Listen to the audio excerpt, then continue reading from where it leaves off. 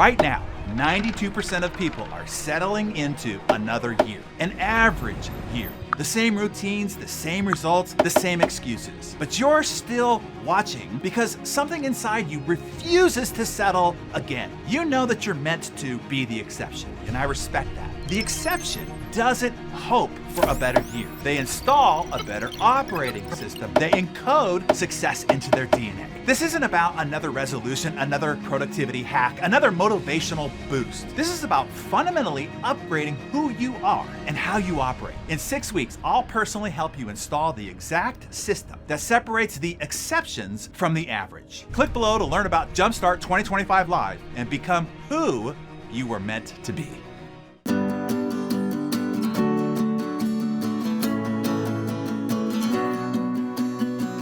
Recently, I read a story written by a former New York City cab driver, Kent Nurburn, that reminds us of an important idea here today. I'll tell it to you in his first person. He said, "I arrived at the address and honked the horn. After waiting a few minutes, I honked again. Since this was going to be my last ride of the shift, I thought about just driving away. But instead, I put the car in park, and I walked up to the door and knocked. 'Just a minute,' answered a frail, elderly voice. I could hear something that was being dragged across the floor. After a long pause, the door opened. A small woman in her 90s stood before me. She was wearing a print dress with a pillbox hat with a veil pinned on it, like somebody out of a 1940s movie. By her side was a small nylon suitcase. The apartment looked as if nobody had lived there for years. All the furniture was covered with white sheets. There were no clocks on the walls, no knickknacks, no utensils on the counters. In the corner was a cardboard box filled with photos and glassware. 'Would you please carry my bag out to the car?' she asked. I looked at the suitcase. I took it to the cab and I returned to assist the woman. She took my arm and we walked slowly towards the curb. She kept thanking me for my kindness. 'It's nothing,' I told her. 'I just try to treat all my passengers the way I would want my mother to be treated.' 'Oh, you're such a good boy,' she said. When we got in the cab, she gave me an address and asked, 'Could you drive through downtown?' 'It's not the shortest way,' I answered quickly. 'Oh, I don't mind,' she said. 'I'm in no hurry. I'm on my way to hospice.' I looked in the rearview mirror and her eyes started to water. 'I don't have any family left,' she continued in a soft voice. 'The doctor says I don't have very long.' I quietly reached over and shut off the meter. 'What route would you like me to take?' I asked. For the next 2 hours, we drove through the city.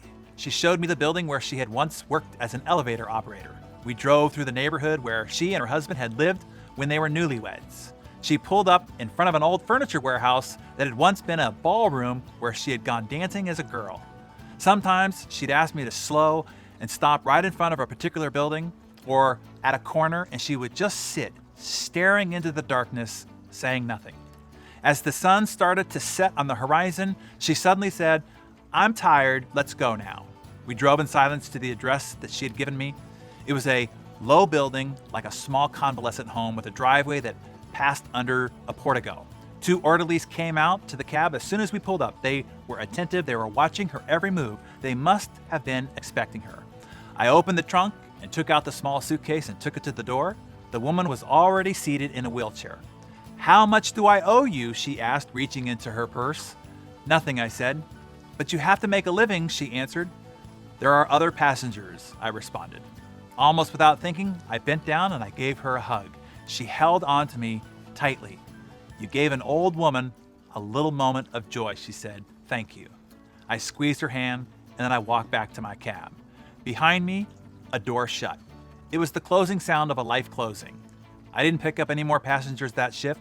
I drove aimlessly, lost in thought, for what was the rest of that night. I could hardly talk.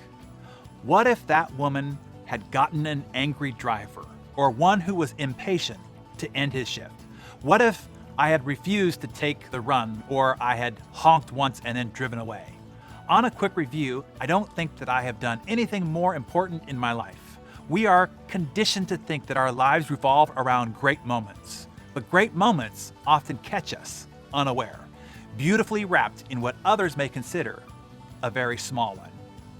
So my Darren Daily friends, take this with you throughout the day. Remember that people may not remember exactly what you do or what you say, but they will always remember how you made them feel. Let's all be cognizant of that today. And in every interaction that we have, let's do all we can to make people feel great, no matter their circumstance. And share with us, how do you typically go about making people feel great in your everyday interactions? Inspire us. Share your comments below.